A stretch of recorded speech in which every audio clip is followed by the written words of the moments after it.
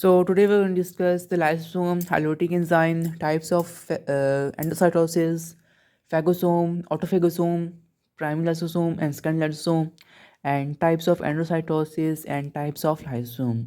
So basically first हमारे पास जो lysosome है उसमें क्या होता है, हाइड्रोलिटिक एंजाइम होती है, यानी कि मेनली वाटर होता है.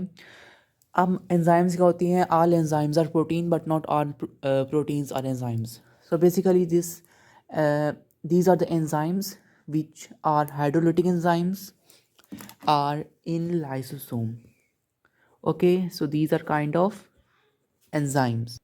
So okay, so these are synthesized in rough endoplasmic reticulum because they has the lysosome and the protein activation, protein folding, all this stuff happens in the rough endoplasmic reticulum. So जब भी rough endoplasmic reticulum से जो हमारे पास hydrolytic enzymes आएंगी, first वो जाएंगी Golgi पैटर्स में. Golgi पैटर्स में प्रोटीन की एक्टिवेशन होगी. प्रोटीन की एक्टिवेशन होने के बाद उसकी फोल्डिंग और मज़ीद फोल्डिंग होगी, स्ट्रक्चर्स फॉर्म होंगे और फिर जाके वो एज अ वेसिकल प्रोड्यूस होंगी. तो गोल्जी पैटर से जो फर्स्ट वेसिकल प्रोड्यूस होगा जिसमें हाइड्रोलिटिक एंजाइम होंगे उसको हम क्या कहेंगे, हम कहेंगे प्राइमरी लाइसोसोम.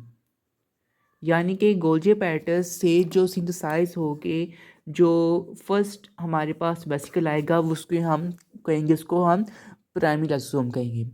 ठीक है. फिर उसी दौरान अगर सेल मेम्ब्रेन है उसके हमारे पास एंडोसाइटोसिस हो रही है, यानी कोई कोई भी चीज़ सेल के अंदर आ रही है, कोई भी चीज़, चाहे वो फ्लूइड है, चाहे वो कोई भी बैक्टीरिया है, कोई भी चीज़ है, कोई भी अंदर आ रही है तो उसको हम एंडोसाइटोसिस कहेंगे. और एंडोसाइटोसिस में जो हमारे पास टाइप्स आ जाती हैं वो हमारे पास हैं फैगोसाइटोसिस और हमारे पास है पिनोसाइटोसिस. और भी हैं रिसेप्टर मेडिएटेड, और लेकिन मेनली ये दो हैं.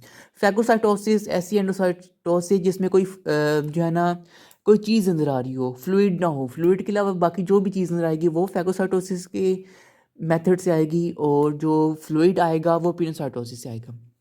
अब होगा क्या कि जो सेल मेम्ब्रेन है, जो हमारे पास ये सेल है, कोई इधर फ्लूइड है या फिर कोई भी चीज़ है, तो वो सबसे पहले हमारे पास सेल मेम्ब्रेन जो है ना अंदर की तरफ होनी शुरू हो जाएगी. इस तरह अंदर चल जाएगा. जब ये अंदर चल जाएगा सेल मेम्ब्रेन से एंटर कर जाएगा, फिर दोबारा से सेल मेम्ब्रेन इधर फॉर्म हो जाएगी, यानी कि वो जो चीज़ है अंदर चली गई.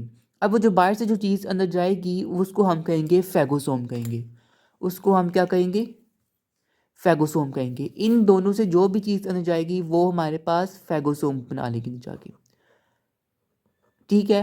वो चाहे वो फ्लूइड है, चाहे वो कोई चीज़ है, अंदर की अंदर वेसिकल फॉर्म कर लिया, उस वेसिकल को हमको क्या कहते हैं, फैगोसोम कहते हैं. लेकिन अगर सेल के अंदर ही हमारे पास कोई भी एक ऑर्गेनेली है जो डैमेज हो जाती है, कोई भी उसका जो टाइम पीरियड है वो लाइफ स्पैन है ख़त्म हो चुका है, माइटोकॉन्ड्रिया है, ठीक है, तो उसको क्या होगा, वो भी एक अपने दौरान अपनी जो है ना एरिया में वेसिकल बना लेगी. वो जो वेसिकल बनाएगी उस पूरे वेसिकल को हम क्या कह देंगे, हम ऑटोफेगोसोम बोल देंगे. Okay. So the worn out damaged organelle forms a vesicle outside, so this will be called autophagosome. ठीक है. फैगोसोम और ऑटोफेगोसोम हो गया क्लियर. फिर इसके बाद जो अब प्राइमरी लाइसोसोम बना था जिसमें हाइड्रोलिटिक एंजाइम्स थे, ठीक है, अब वो जो बना था अगर वो आता है और इन दोनों के साथ फ्यूज़ होता है, इधर भी एक प्राइमरी लाइसोसोम बनता है, इधर भी एक प्राइमरी लाइसोसोम बनता है, प्राइमरी लाइसोसोम, इधर भी एक प्राइमरी लाइसोसोम है. अब जब ये वाला वेसिकल और जो प्राइमरी लाइसोसोम होगा सेल के अंदर ही, ये हमारे पास अंदर माइटोकॉन्ड्रिया था, इसमें वेसिकल बना लिया था. अब इधर हमारे पास प्राइमरी लाइसोसोम था, इधर आके साथ जुड़ जाता है इसके. जबकि इधर क्या होता है, कोई भी चीज़ फ्लूइड था या जो भी चीज़ थी वो इधर आता है और साथ कोई हमारे पास प्राइमरी लाइसोसोम जुड़ जाता है. अब ये जो प्राइमरी लाइसोसोम है अपने एंजाइम्स को रिलीज़ कर देगा. जब ये अपने एंजाइम्स को रिलीज़ कर देगा तो ये चले जाएंगे इस पे, पूरे फैल जाएंगे इधर भी. तो सेम इन द केस एक और वेसिकल, न्यू वेसिकल फॉर्म हो जाएगा. जब ये न्यू वेसिकल फॉर्म होगा तो these will be called secondary lysosome. These will be called secondary lysosome. ठीक है, so primary lysosome, secondary lysosome. अब जो हमारे पास ये ऑटोफेगोसोम था, ये इसको सेकेंडरी लाइसोसोम नहीं बोलेंगे, इसको हम बोलेंगे सेकेंडरी लाइसोसोम बोलेंगे, लेकिन उसमें कई टाइप है, उसमें हम इसको बोलेंगे ऑटोफेगो lysosome. So, okay, so the secondary lysosome and the autophagosome will combine to form autophagolysosome, and the phagosome and the secondary lysosome will combine to form phagolysosome. Okay, so this clear, ये clear था concept. फिर इसके बाद हमारे पास autophagy और autolysis थी। ठीक है, ऑटोफेगी यही है कि जो सबसे पहले हम जो प्राइमरी लाइसोसोम है वो फर्स्ट ऑफ ऑल रिकॉग्नाइज करेगा डैमेज ऑर्गेनेली को। प्राइमरी लाइसोसोम फर्स्ट रिकॉग्नाइज करेगा, फिर उसको आइसोलेट कर देगा। आइसोलेट यानी कि उसको अकेला कर देगा। अकेला करने के बाद ऑटोफेगोसोम, ठीक है, फिर उसके बाद फ्यूजन होगी लाइसोसोम से, फिर डाइजेशन होगी, फिर रिसाइकलिंग होगी। यानी कि जो भी हमारे पास चाहे फेगोसोम है चाहे वो ऑटोफेगोसोम है, उसमें से जो भी सेल को नीड्स होंगी, जो सेल की नीड्स होंगी, चाहे उसमें प्रोटीन है, जो भी चीज़ है, कि जो चीज़ डैमेज नहीं है, जो चीज़ ठीक ठाक है, जो सेल यूज़ कर सकती है, उसको हम वो रिसाइकल कर लेंगे। ठीक है, तो इसी को ऑटोफेजी कहते हैं।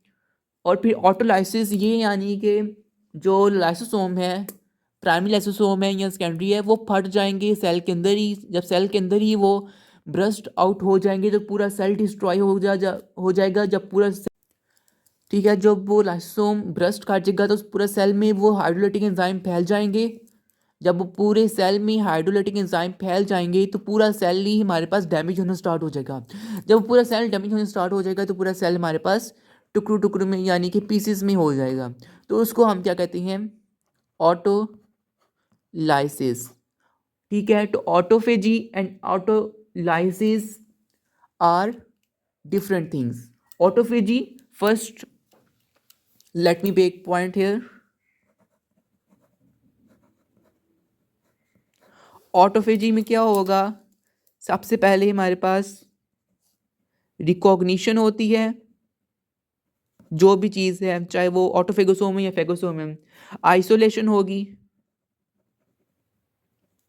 आइसोलेशन के बाद फ्यूजन होगा लाइसोसोम के साथ, फिर उसके बाद डाइजेशन होगी, फिर उसके बाद हमारे पास रिसाइकलिंग होगी। Okay, so this was all for today.